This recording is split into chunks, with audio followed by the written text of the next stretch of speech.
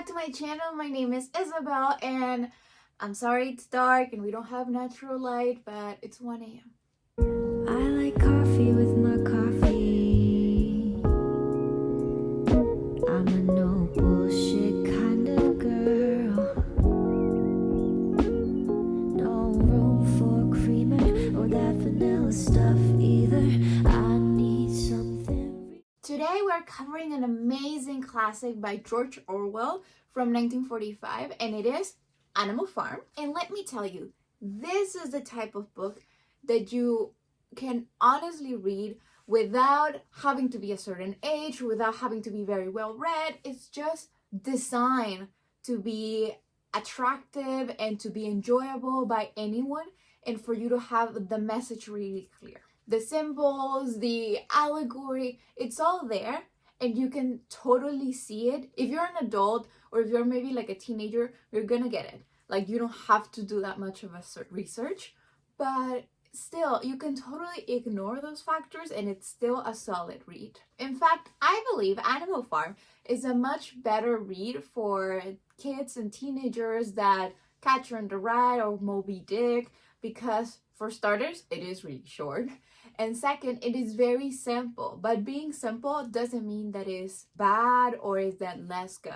Because one of the main reasons that you as a professor or as a parent that you want your kids to read is because you want them to get into the habit, because you want to expand their critical thinking skills, to expand the way they look at the world, and to be more critical, intelligent people. This type of book, it's totally going to do that for you.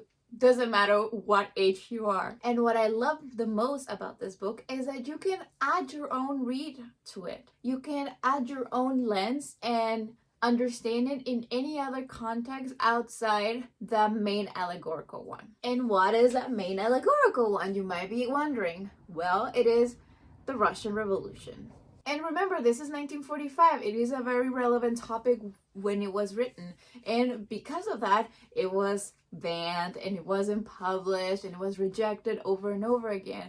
And remember all those other videos that I have about banned books? Those are the interesting books. There's a reason why they're banned, and most often than not is because they're really good and they're gonna make you think stuff that the people in power don't want you to think. And before we address the universality of this book, the plasticity of it all, and how it connects to the Russian Revolution, let's just start with the plot. So Animal Farm starts in a secret meeting in a barn where all the animals are congregated together because an older one is giving them a message of revolution, a message of overthrowing the farmer that oppresses them, and how if the animals were to be there for each other, everyone will be happier. Especially because now they notice that they have the strength in numbers on their side. There's one farmer and there's a lot of animals in this farm. So it seems like the only thing that they need is courage. This rebellious idea comes from an old animal that dies 3 days afterwards. The precepts and the ideas that he leaves behind, though, are gathered by a group of pigs, and they call it animalism. Dun, dun, dun. They prepare to attack the farmer, and they do. You will think that that's all, right? There's a movement, they prepare, they overthrow the farmer, or they're happily ever after, right? No? Bummer. And I love that idea because Orwell is clearly more interested in the mechanics of how to build a self-run government, how to come from an oppressive regime and come up with another thing that doesn't end up following the same patterns, how a moment of instability, like the one that goes after a revolution and a war, is the perfect moment to do things better and to end in something completely worse. And remember, we are talking about animals here. They already had a role in the farm without anyone leading them. Now they just need a way to continue the work in the farm and to have all their basic needs covered. But when the ones in charge start resembling a lot more to the farmer than to the animals, then we see how power really corrupts anyone. Doesn't matter what type of person you are or if you're an animal or whatnot. It is very seducing to have all the means to yourself. And it really challenges your nature. Whatever, if you believe that people, animals are good by nature or they bad, and in the moment that they have the opportunity, they're gonna turn against each other. Whatever you believed, you can see both sides here. And sadly, we don't see a lot of the good animals winning. And that's a very dark but very real message that Animal Farm has for us. It happens slowly but surely. At the beginning of Animal Farm, a pig tries to educate the animals. He tries to make them learn how to read, how to write, for them to be better. They all have these rules like all animals are equal, and how they are not going to fall into human behavior. They're not going to handle money. They're not going to negotiate with humans. They're not going to start walking on 2 legs instead of 4. All of that trying to secure that they don't fall back behind to the way that everything was. However, another pig quickly changed his mind and challenges all these improvements. And of course, he's not saying, I'm gonna take the control of everything and all of you are gonna have to obey me. Of course not. It happens in a way that the animals there barely notice it. And that's the scary part, right? Because how can we be sure that we are not in the same moment, that we are not the animals in the farm that are completely ignorant of what's going behind the curtains of our governments? And the irony of it all is that this pig's regime and his crew are far worse than the original farmers. This is apparent to us as readers because we have this exterior view. But the animals have no way of knowing, because he is the one that is keeping them ignorant. He is the one that is keeping them from knowing how to read, from raising their voice, for expressing any type of individuality, especially because his propaganda is astonishing. The way he controls even how they think and how they remember things is mind-blowing. He especially makes them believe that no matter how they are now, they were worse when the old farmer, which is not exactly truth the whole time.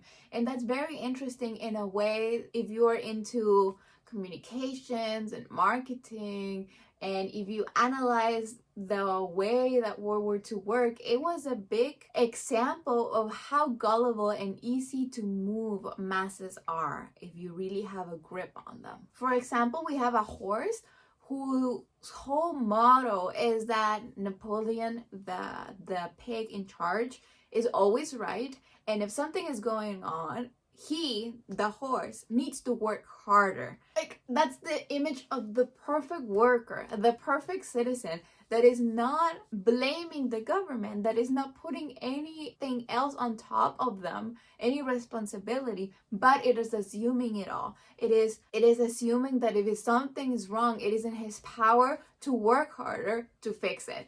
And it's so heartbreaking to see how blind he is to the obvious oppression that he's suffering, to the obvious abuse that he's suffering.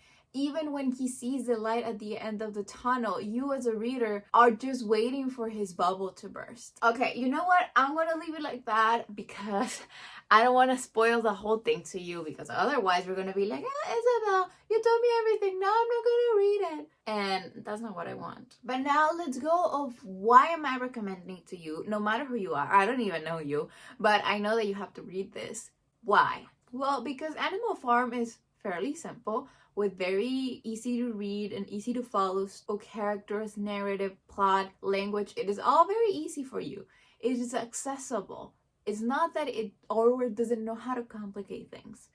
He wants you to understand. And even when the protagonists are animals, you can just see them as people. The allegory behind it is clearly Russian Revolution and its aftermath, as I told you before. With your basic knowledge of the Russian Revolution that you got from like high school or middle school, you can understand it. And that's the reason why Orwell wants you to understand it. It's because he's writing 1945. He is risking his own life by doing this. He knows that what he's doing is not going to be well received, but he does it anyways. So I think you also owe it to him to read it, because he absolutely did not have to, but he did anyways. Of course, you don't need to have the interpretation of the Russian Revolution as your interpretation if you don't want to, because the center of the story is how power corrupts, and I think it is a topic that we all have experience with. Sad, for example, a child can totally relate to the story, how after a parent or a teacher or whoever is in charge goes away and all the other kids are there to self-govern themselves. Also, remember Lord of the Flies that we read already? Yes. Well, a child will tell you that in the playground, whoever that is the leader uses language, manipulation, physical strength, and wealth. Like, if you are the biggest kid, if you have the best toys, if you have your gang of bullies around you, you rule the school. Similarly, a teenager could totally do the readings of Animal Farm as a representation of hierarchical social order in high school, and how the popular ones are seen and placed as better and higher than the outcast. A situation of all animals are equal, but some animals are more equal than other animals kind of works. Especially as you get older, you get to appreciate the manipulation in Animal Farm as very sophisticated. It is based on language and gaslighting your own memories. Napoleon has this spokesperson who is the guy that goes around town telling everyone how better they are now that they are under the rule of the pigs, and how they don't remember correctly how things unfolded. And as time goes by, people accept this story that is repeated and fed to them over and over again, making the rule of the pigs as the best thing that has ever happened to them. And that's on manipulation. I think it is impossible to stop thinking about this novella after you close it, like, because it leaves you cold.